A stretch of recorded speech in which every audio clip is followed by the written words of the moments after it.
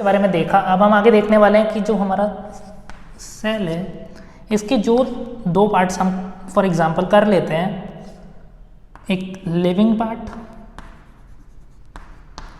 एक non living part. ठीक है, अब लिविंग और नॉन लिविंग क्या होता है, आप लोगों को पता ही होगा। लिविंग वो जो खुद से सब कुछ कर सकता है, जैसे फॉर एग्जांपल ये चौक, इसे मूव करने के लिए, इसे लिखने के लिए मेरे हाथ की ज़रूरत पड़ेगी, और मेरा हाथ क्या है, लिविंग, क्योंकि वो खुद चल सकता है। और चौक क्या होगी, नॉन लिविंग, वो बस पड़ी रहती है। ठीक है, जैसे फॉर एग्जांपल रस्टर, इसका क्या करना है, ये भी नॉन लिविंग है, जब तक मैं इसे मूव नहीं करूँगा ये खुद कुछ नहीं करने वाला। ठीक है, तो नॉन लिविंग और लिविंग में आप लोगों को डिफरेंसेस पता होंगे। तो सेल के जो पार्ट्स हैं, सेल पार्ट्स, हम उन्हें दो पार्ट्स में डिवाइड कर लिया है, लिविंग और नॉन लिविंग के बेसिस पे। ठीक है, ये रहा हमारा लिविंग पार्ट और ये है हमारे सेल का नॉन लिविंग पार्ट। तो अब हम देखते हैं जो हमारे सेल का लिविंग पार्ट है, इसमें हम क्या क्या इंक्लूड कर सकते हैं। हम इसमें इंक्लूड कर सकते हैं प्लाज्मा मेम्ब्रेन, जो आउटर कवरिंग होती है।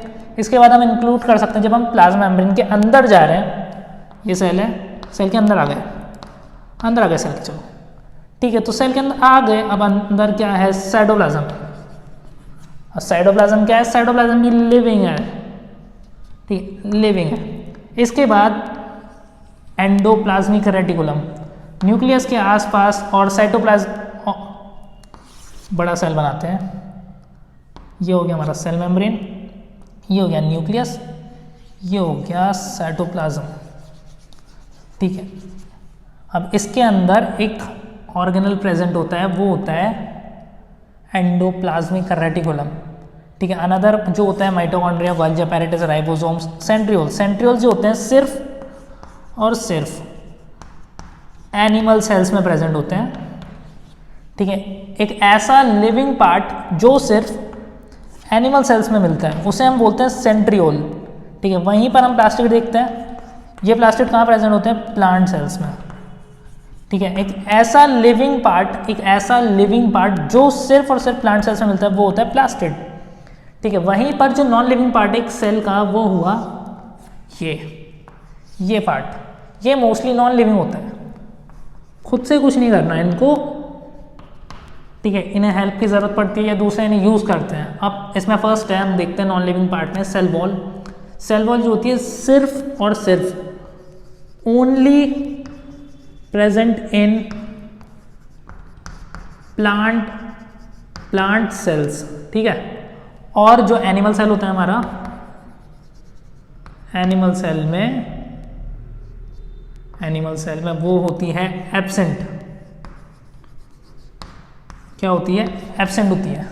और प्लांट सेल्स में क्या होती है, प्रेजेंट होती है, प्लांट सेल्स। एनिमल सेल्स में एब्सेंट। ठीक है, ध्यान रखना, ये मेजर डिफरेंस है सेल वॉल का। ठीक है, और उसके बाद हम देखते हैं वैक्यूल्स, जो हमारे बैग थे, थैले, बैग्स जिसमें चीज़ें स्टोर हो रही थी, वो भी क्या है, नॉन लिविंग पार्ट है। इसके बाद लास्ट जो बचता है नॉन लिविंग पार्ट में, वो है ग्रेन्यूल्स। ठीक है, वो ग्रेन्यूल्स का भी वही काम है, स्टोरेज का, डिफरेंट वही ऑयल ड्रॉपलेट जैसे, या फिर कोई और इस तरह। तो ये भी स्टोरेज का एक तरीके से स्टोरेज का काम कर रहा है। ठीक है, हम लोग अब स्टार्ट करने वाले हैं सेल ऑर्गेनल्स के बारे में, और हम सेल ऑर्गेनल्स के बारे में, और हम सबसे पहले पढ़ेंगे सेल और प्लाज्मा मेम्ब्रेन। ठीक है, ये हमारा फर्स्ट सेल ऑर्गेनल है जो हम पढ़ने वाले हैं। इसमें हम देखने वाले हैं कि सेल ऑर्गेनल या सेल प्लाज्मा मेम्ब्रेन क्या होता है। ये एक आउटर कवर होता है। फॉर एग्जांपल हम इजीनेस के लिए एक सेल बना लेते हैं। ठीक है, ये जो बाउंड्री है या आउटर कवर, इसे हम बोलने वाले हैं सेल मेम्ब्रेन या फिर प्लाज्मा मेम्ब्रेन। ठीक है, तो ये आउटर कवर जो है, इसे हम बोलते हैं सेल या प्लाज्मा मेम्ब्रेन, और ये बना होता है, किससे कंसिस्ट होता है, लिपिड्स प्लस प्रोटीन्स। ठीक है, तो ये प्लाज्मा मेम्ब्रेन बनी होती है लिपिड्स प्लस प्रोटीन से। ठीक है, अब नेक्स्ट पॉइंट देखते हैं हम, और ये क्या करती है, ये एनक्लोज करती है न्यूक्लियस एंड साइटोप्लाज्म को। तो जब हम प्लाज्मा मेम्ब्रेन को रिमूव कर देंगे तो अंदर क्या बचेगा, साइटोप्लाज्म, एंड सेंटर में ये न्यूक्लियस। ठीक है, तो ये साइटोप्लाज्म हो गया और ये हो गया न्यूक्लियस। तो क्या क्या पार्ट बचा, न्यूक्लियस एंड साइटोप्लाज्म। तो हमारा जो प्लाज्मा मेम्ब्रेन या सेल मेम्ब्रेन है, वो क्या कर रहा है, वो कर रहा है साइटोप्लाज्म और न्यूक्लियस को कवर या फिर एनक्लोज या फिर एनवेलप कर रहा है। ठीक है, इसके बाद जो हमारा प्लांट सेल होता है, एक प्लांट सेल हम देख रहे हैं, प्लांट सेल में जो प्लाज्मा मेम्ब्रेन है वो प्रेजेंट होती है between cytoplasm and cell wall. ठीक है, तो हम एक प्लांट सेल बनाते हैं। ठीक है, ये एक रफ प्लांट सेल है, इसमें ये बना लिया हमने एक प्लांट सेल। ठीक है, अब जो ये वॉल, ये लेयर है, इसे हम बोलते हैं सेल वॉल। जो सेकेंड लेयर है उसे हम बोलते हैं सेल मेम्ब्रेन या प्लाज्मा मेम्ब्रेन। ठीक है, और अब समझते हैं आगे। तो हमारी जो प्लाज्मा मेम्ब्रेन है कहाँ प्रेजेंट है? Between cytoplasm and cell wall. तो ये हमारा साइटोप्लाज्म वाला पार्ट है। ठीक है, ये हमारा सेल वॉल वाला पार्ट है। सेल वॉल और साइटोप्लाज्म के जो बीच में है वो है सेल मेम्ब्रेन या प्लाज्मा मेम्ब्रेन। आ रहा होगा समझ? ठीक है, सिंपल है। Plant cells plasma membrane is present between the cytoplasm and cell wall. ठीक है, जो हमारा एनिमल सेल है और प्लांट सेल है उसमें एक बेसिक डिफरेंस होता है, बेसिक या मेन डिफरेंस हम कह सकते हैं, वो होता है सेल वॉल का। सेल वॉल यहाँ पर प्रेजेंट होती है और एनिमल्स में वो एब्सेंट होती है। ठीक है, तो हम देखते हैं एनिमल सेल में जो हमारी सेल वॉल है, सेल मेम्ब्रेन है या प्लाज्मा मेम्ब्रेन है, वो क्या करती है? वो बाउंड्री बनाती है, बाउंड्री ऑफ साइटोप्लाज्म। ये हमारा एनिमल सेल है।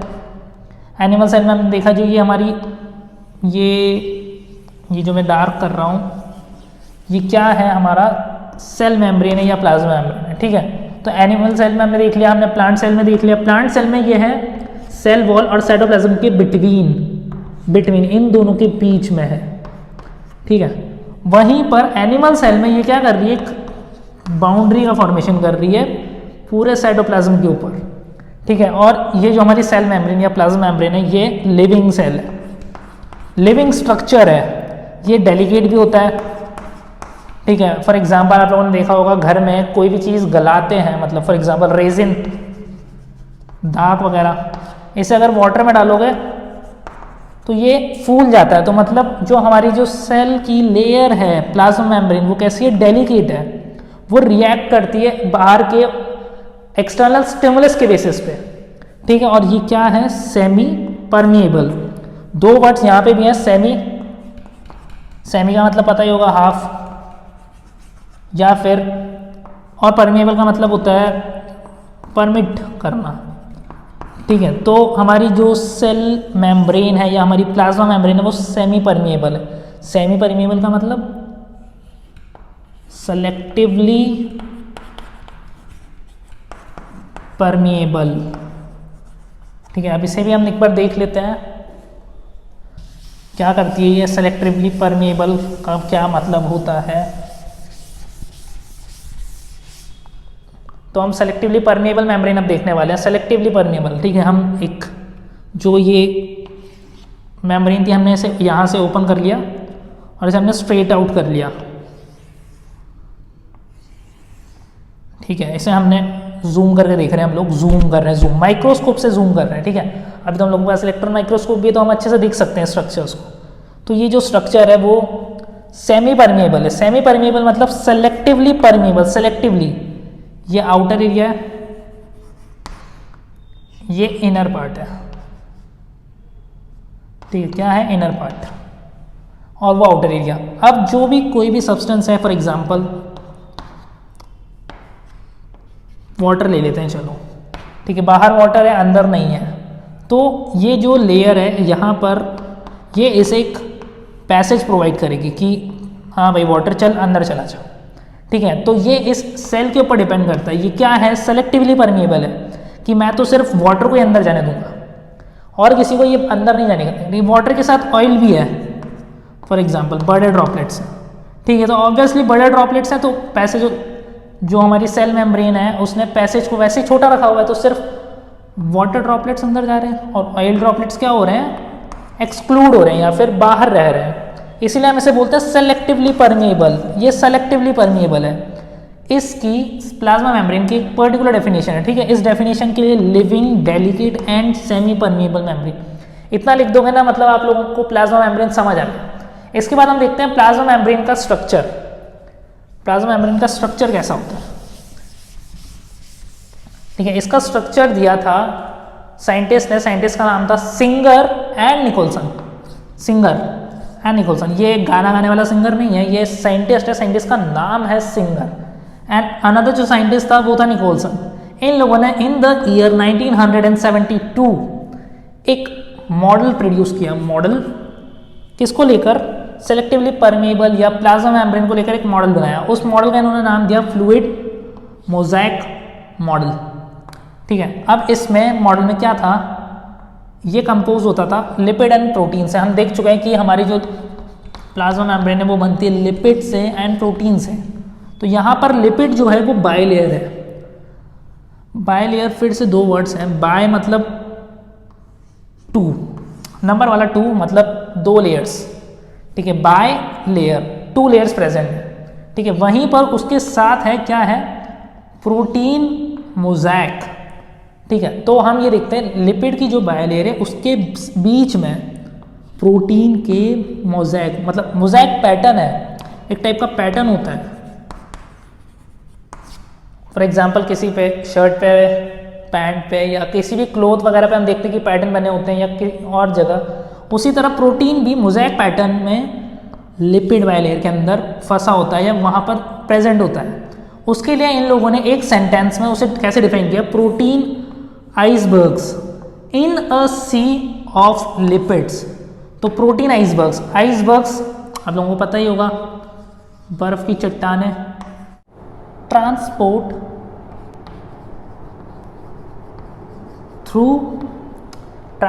थ्रू सेमी परमेबल मेम्ब्रेन, क्या बोलते हैं हम प्लाज्मा मेम्ब्रेन को, सेमी परमेबल मेम्ब्रेन। तो हम किसके थ्रू ट्रांसपोर्ट देखने वाले हैं, सेल मेम्ब्रेन के थ्रू, प्लाज्मा मेम्ब्रेन के थ्रू या फिर सेमी परमेबल मेम्ब्रेन के थ्रू। तो फर्स्ट हम जो देखने वाले हैं इसमें ये है passive transport, first mode of transport. First mode of transport ये है पैसिव। इस वर्ड से क्या समझ आता है, अभी मैंने एक्सप्लेन किया था, जो एनर्जी है वो यहाँ पे यूज़ नहीं हो रही है, नो यूज़ ऑफ एनर्जी या फिर नो एक्सपेंस ऑफ एनर्जी, किसी भी तरह की एनर्जी यहाँ पे यूज़ नहीं हो रही, ठीक है। इसको हमने दो पार्ट्स में डिवाइड किया है, फर्स्ट है डिफ्यूजन, सेकेंड हम लेते हैं ऑस्मोसिस, ठीक है। तो हम पहला देखते हैं diffusion. Diffusion is a spontaneous, अपने आप होगा, मतलब इसे बाहर से किसी एनर्जी की जरूरत नहीं है, स्पॉन्टेनियस मूवमेंट ऑफ मॉलिक्यूल्स, ठीक है। स्पॉन्टेनियस, यहाँ पे कुछ मॉलिक्यूल्स से आपस में रखे हुए, ठीक है। यहाँ पर उनमें आपस में एक स्पॉन्टेनियस मूवमेंट हो गया, क्योंकि यहाँ पे बहुत मॉलिक्यूल्स हैं। एक ये जगह है यहाँ पर मॉलिक्यूल्स कम हैं, तो मॉलिक्यूल्स यहाँ से क्या कर रहे हैं, मूवमेंट कर रहे हैं, कहाँ पर, जहाँ कम है, मतलब एक spontaneous movement of molecules from high to low until equilibrium, until equal. यहाँ पे फॉर एग्जांपल 20 मॉलिक्यूल्स हैं, ठीक है। इस जगह पर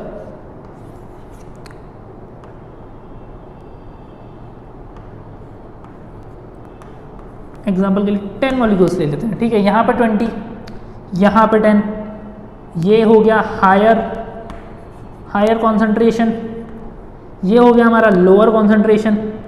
तो अब हम यहाँ पर मूवमेंट कैसे कराएं, कि किस वे में कराएं कि दोनों इक्वल हो जाए। तो हम यहाँ से 5 मॉलिक्यूल जो हैं जब जाकर इस जगह ऐड हो जाएंगे, तो यहाँ पर 15 हो गया, यहाँ पर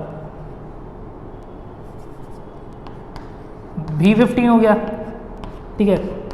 दोनों इक्वल हो गए, लो जी, हो गया हमारा डिफ्यूजन कंप्लीट, ठीक है। तो हमारे लिए डिफ्यूजन क्या है, स्पॉन्टेनियस, मतलब एनर्जी बाहर से प्रोवाइड नहीं हो रही है, एनर्जी कहाँ से मिल रही है, सेल्फ जनरेटेड एनर्जी है, ठीक है। तो spontaneous movement of molecules, spontaneous movement of molecules from a higher concentration, higher concentration 20 था, देखा था एग्जाम्पल में, higher concentration to a lower concentration, lower concentration 10 molecules का कॉन्सेंट्रेशन था, ठीक है, अंटिल इक्विलिब्रियम, इक्वल कर दिए थे फिर हम लोगों ने 15 एंड 15 फॉर एग्जाम्पल, ठीक है।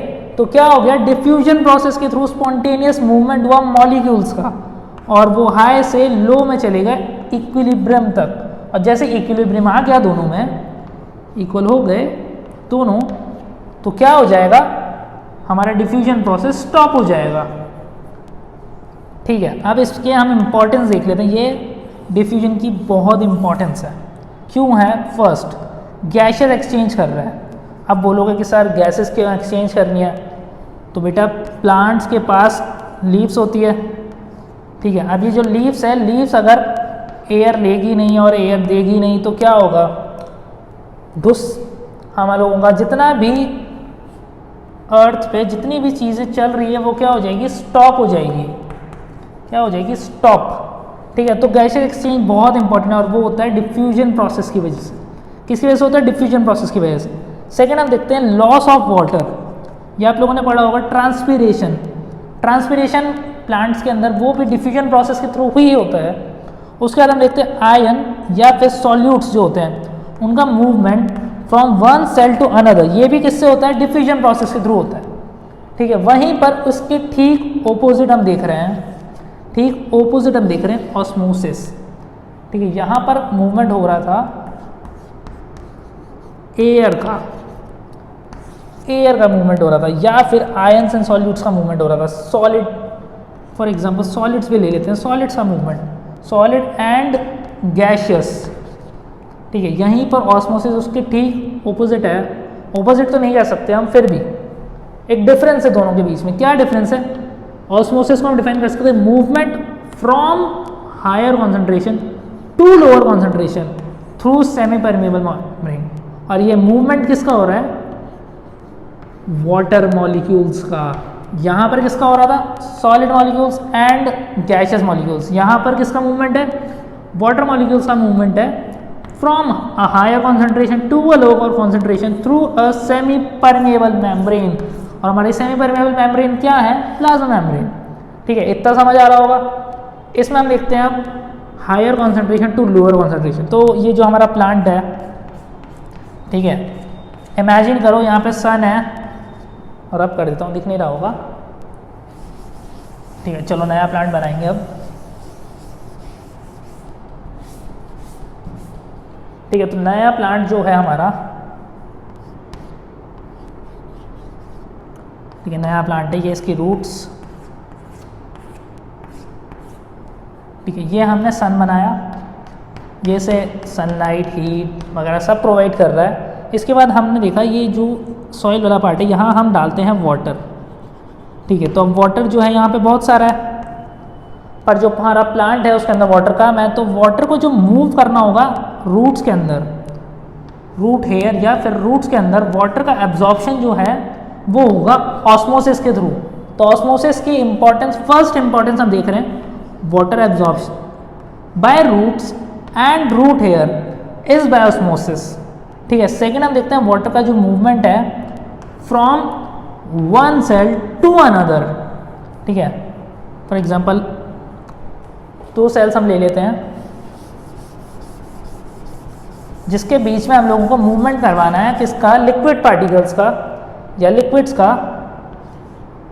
ठीक है। अब पहले हम इसको देखते हैं एक बार, 2 सेल्स हैं, दोनों सेल्स के बीच में एयर का ट्रांसपोर्ट होना है, फॉर गैसेस एक्सचेंज होनी है, तो कैसे होगी, डिफ्यूजन से हो जाएगी इजीली, डिफ्यूजन के थ्रू गैसेस निकली, एक जगह से दूसरी जगह गई और इक्विलिब्रियम तक होती रही, फिर इक्विलिब्रियम होने के बाद क्या हो गया, स्टॉप हो गया डिफ्यूजन। उसके बाद हम लोगों को करना है मूव वाटर, वाटर H2O, इसे हमें मूव करना है इस सेल से इस सेल में, ठीक है, क्योंकि इस सेल में H2O की जो कॉन्सेंट्रेशन है वो ज़्यादा है, और इस सेल में H2O की कॉन्सेंट्रेशन क्या होगी, कॉन्सेंट्रेशन कम होगी, तभी तो यहाँ पे ऑस्मोसिस होगा।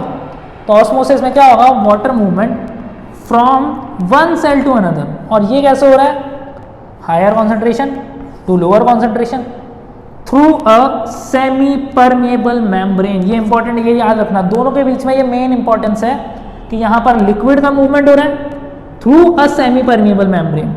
और डिफ्यूजन बिना सेमी परमेबल मेम्ब्रेन की भी हो सकता है। फॉर एग्जांपल घर में पूजा वगैरह करते हैं, अगरबत्ती यूज़ करते हैं जो हम, अगर हम उस कॉर्नर में एक अगरबत्ती जला रहे हैं और इस कॉर्नर तक स्मेल आ रही है, तो वो कैसे आ रही है? वो आ रही है हमारे डिफ्यूजन की वजह से। यहाँ पर कोई लेयर नहीं है, यहाँ पे सिर्फ एयर है, तो एयर से एयर के थ्रू डिफ्यूजन हो गया। वहीं पे जब हमें ऑस्मोसिस करना है तो हमें किसकी ज़रूरत पड़ेगी? एक सेमी परमेबल मेम्ब्रेन की ज़रूरत पड़ेगी। किसकी ज़रूरत पड़ेगी? सेमी परमेबल मेम्ब्रेन की। और सेमी परमेबल मेम्ब्रेन हमारे पास क्या है? हमारे पास है प्लाज्मा मेम्ब्रेन। ठीक है, आगे हुआ है समझ। अब हम देखते हैं नेक्स्ट जो हमारा ट्रांसपोर्ट का मेथड है। हम लोगों ने पढ़ लिया पैसिव ट्रांसपोर्ट, अब हम देखने वाले हैं एक्टिव ट्रांसपोर्ट। क्या देखने वाले हैं अब हम लोग? Active transport. और एक्टिव ट्रांसपोर्ट जैसा हमने देखा अभी, पैसिव ट्रांसपोर्ट में एनर्जी का कोई यूज़ नहीं हो रहा था। क्या नहीं हो रहा था? एनर्जी का यूज़ नहीं हो रहा था। अब क्या होगा? अब एनर्जी यूज़ होगी। ठीक है, तो अब एनर्जी, जब यहाँ पर एनर्जी का ने अभी देखा पैसिव ट्रांसपोर्ट, अब हम देखने वाले हैं एक्टिव ट्रांसपोर्ट। तो पैसिव का मतलब पता था कि एनर्जी जो थी वो यूज़ नहीं हो रही थी, अब उसका ऑपोजिट ले लिया पैसिव का, एक्टिव। तो यहाँ पे क्या होगी? एनर्जी यूज़ होगी। एनर्जी क्या होगी? यूज़। ठीक है, तो एनर्जी का जब यूज़ होगा तो वो हो जाएगा एक्टिव ट्रांसपोर्ट। जिस ट्रांसपोर्ट में एनर्जी यूज़ हो, एक्टिव ट्रांसपोर्ट। एक्टिव ट्रांसपोर्ट को हम दो पार्ट्स में डिवाइड करते हैं, एंडोसाइटोसिस एंड एक्सोसाइटोसिस। ठीक है, ये दोनों वर्ड्स भी दो वर्ड से मिलकर बने हैं। फॉर एग्जांपल एक्सप्लेन करते हैं हम आपको, एंडो प्लस साइटोसिस। ठीक है, वैसे ही एक्सो प्लस साइटोसिस। ठीक है, एंडो का मतलब आप लोगों को पता होगा, नहीं पता तो मैं बता देता हूँ। एंडो का मतलब होता है इन। ठीक है, इन, इनसाइड, ठीक है, ये सब। और वहीं पर एक्सो का मतलब होता है आउट। ठीक है, इन एंड आउट। तो जब फूड सब्सटेंस या किसी भी तरह का सब्सटेंस जब सेल के अंदर आए थ्रू सेमी परमेबल मेम्ब्रेन, किसके थ्रू? प्लाज्मा मेम्ब्रेन के थ्रू। किसके थ्रू आ रहा है फूड? प्लाज्मा मेम्ब्रेन के थ्रू आ रहा है। ठीक है, और कहाँ आ रहा है? सेल के अंदर आ रहा है, तो उसे हम क्या बोलने वाले हैं? एंडोसाइटोसिस। और इसका प्रोसेस क्या है? Invagination of cell, cell membrane. Cell membrane, बड़ा सेल बनाता हूँ ताकि क्लियर व्यू हो जाए। सेल मेम्ब्रेन जो है, यहाँ पर एक फूड आया, जैसे यहाँ पे फूड आया, ये सेल इसके पास गया, फूड सेल के पास आया और पास आया। ठीक है, इसके बाद जो इसकी लेयर है, इसके अंदर एक स्पेस बन गया, फूड का और मूवमेंट हुआ, फूड यहाँ तक पहुँचा। और जो ये डीपनिंग हुई है यहाँ पर, इसे हम बोलते हैं इनवेजिनेशन ऑफ सेल मेम्ब्रेन, क्योंकि सेल मेम्ब्रेन ने ही किया। ठीक है, इससे क्या होगा? ये बाद में सेल मेम्ब्रेन इसे कवर कर लेगी। तो फूड कहाँ पहुँच गया? सेल के अंदर आ गया। कहाँ आ गया? एंडो में आ गया। Endo, inside the cell. तो फूड मटेरियल क्या आ गया? अंदर आ गया। कैसे आया? Through invagination of cell membrane. ठीक है, इसके बाद क्या होगा? Detached in cytoplasm. जो साइटोप्लाज्म में डिटैच हो जाती है, जो मैंने अभी बनाया हुआ था पहले, ये ओपन हुआ, इसके अंदर फूड आया और ये क्लोज हो गया। क्लियर कर देता हूँ एक बार, ये फूड यहाँ पर आ गया, ये इसका न्यूक्लियस है। ठीक है, ये फूड आ गया यहाँ पर। इसके बाद हम देखते हैं मटीरियल्स एनगल्फ। ठीक है, जो मटीरियल एनगल्फ का मतलब होता है ईटन या फिर to take inside, to take in. ठीक है, जो भी मटेरियल्स एनगल्फ हो रहे हैं, अगर वो मटेरियल सॉलिड स्टेट में है तो उस प्रोसेस को हम बोलते हैं, या उस फंक्शन या उस फीचर को हम बोलते हैं फैगोसाइटोसिस। फैगो का मतलब होता है टू ईट। जब सेल सॉलिड में, ऑब्वियसली अगर हमारा फूड सॉलिड में, तो हम क्या करते हैं? हम फूड को खाते हैं इस तरीके से। ठीक है, वहीं पर सेल ईटिंग हो गई और उसे हमने बोल दिया फैगोसाइटोसिस, ये उसका हो गया साइंटिफिक टर्म। वहीं पर अगर कोई मटेरियल लिक्विड फॉर्म में है तो वहाँ पर हम क्या करेंगे, ड्रिंक करने वाले उसे, फॉर एग्जांपल वाटर। अगर हम लोग वाटर ले रहे तो कैसे लेंगे, ड्रिंक करके लेंगे। जब सेल ड्रिंकिंग का प्रोसेस कर रहा है तो उसे हम बोलते हैं पिनोसाइटोसिस। क्या बोलते हैं उसे हम बोलते हैं पिनोसाइटोसिस। ठीक है, तो अगर सॉलिड है तो फेगोसाइटोसिस, अगर लिक्विड है तो पिनोसाइटोसिस। इसके बाद वहीं पर हम एक्सोसाइटोसिस में चलते हैं। ठीक है, एक्सोसाइटोसिस में आ गए हम लोग। अब एक्सोसाइटोसिस क्या होता है, ये होता है रिवर्स, मतलब ओपोजिट किसका, एंडोसाइटोसिस का। ऑब्वियसली मैंने अभी बताया था, एक्सो का मतलब आउट, एंडो का मतलब इन और आउट ये तो ओपोजिट हो ही गए। ठीक है, तो एक्सोसाइटोसिस क्या होता है, रिवर्स ऑफ एंडोसाइटोसिस, और ये किस में हेल्प करता है, टू डिस्चार्ज ऑफ मटीरियल्स। ठीक है, तो क्या हो रहा है, मटीरियल बाहर जा रहा है, कहाँ जा रहा है, आउटसाइड द सेल। ठीक है, from inside to outside the cell. कैसे हो रहा है, ये भी मैं ड्रॉ करके एक अच्छे से डायग्राम से देखते हैं। ठीक है, हमारे सेल ने खाना खा लिया था, खाना खाने के बाद डाइजेस्ट हो गया उसका खाना, तो अब क्या बचा, वेस्ट बचा है। इस जगह पे वेस्ट इकट्ठा है, इस जगह पे हमारे सेल का न्यूक्लियस है, ये सेल मेम्ब्रेन है। ठीक है, यहाँ पर साइटोप्लाज्म प्रेजेंट है, ठीक है। तो ये इस जगह पर एक सेल फिर से क्या बनाएगा, एक कंस्ट्रिक्शन अराइज करेगा। क्या अराइज करेगा, कंस्ट्रिक्शन। ध्यान से सुनना, कंस्ट्रिक्शन है, कंस्ट्रक्शन नहीं है, दोनों में डिफरेंस है। ठीक है, एक कंस्ट्रिक्शन अराइज करेगा या फिर इनवेजिनेशन अराइज करेगा, इनवेजिनेशन जैसा आप लोगों ने अभी देखा। ठीक है, उसके बाद क्या करता है, इस तरह का एक स्ट्रक्चर फॉर्म हुआ, यहाँ पर स्पेस आ गई। स्पेस आते ये जो वेस्ट मटेरियल है ये हो गया आउट, तो वेस्ट को क्या कर दिया, डिस्चार्ज कर दिया। डिस्चार्ज ऑफ मटेरियल, ये मटेरियल वेस्ट होते हैं mostly from inside to outside, इसे बोलते हैं एक्सोसाइटोसिस। अब हम आगे देखते हैं कि हम लोगों ने जो ये ट्रांसपोर्ट किया, पैसिव मेथड से किया, एक्टिव मेथड से किया, इन्हें करने की जरूरत क्या पड़ी, इनकी इंपॉर्टेंस क्या है या इनका फंक्शन क्या है। ठीक है, तो अब हम देखने वाले हैं फंक्शन ऑफ ट्रांसपोर्ट। ट्रांसपोर्ट का जो फंक्शन है, जो ट्रांसपोर्ट हमने करवाया अभी 2 स्टेप्स में, कौन कौन सी स्टेप्स थी याद होगी, पैसिव, ठीक है, सेकंड एक्टिव, याद है नहीं है, याद होगा। ठीक है, इसके बाद तो इसके जो फंक्शंस हैं, क्या फंक्शन है, first point, it acts as a mechanical barrier. अब आप बोलोगे कि सर ट्रांसपोर्ट कैसा मैकेनिकल बैरियर हेल्प करेगा, तो ये ट्रांसपोर्ट के भी फंक्शन मान लो और मान लो फंक्शन प्लाज्मा मेम्ब्रेन। तो प्लाज्मा मेम्ब्रेन क्या कर रहा है, ये हमारा छोटू सा सेल है, सेल के आउटर में जितनी भी चीज़ें हैं सब कुछ तो आ नहीं रहा, क्योंकि ये है क्या है, सेमी परमेबल मेम्ब्रेन है। सेमी परमेबल मेम्ब्रेन तो क्या है, एक लिमिटेड मटेरियल को ही परमिशन है अंदर आने की, सब कुछ अंदर नहीं आ सकता, देखा था हमने। ठीक है, it acts as a mechanical barrier. ठीक है, उसके अलावा ये क्या करता है, फॉर एग्जांपल प्रोटेक्शन। ऑब्वियसली ये उसकी फर्स्ट लेयर है, फर्स्ट लेयर एक सेल में, वो सेल एनिमल का भी हो सकता है, प्लांट का भी हो सकता है। ठीक है, प्लांट सेल में सेल मेम्ब्रेन से पहले सेल वॉल आता है, सेल वॉल के बाद आता है सेल मेम्ब्रेन।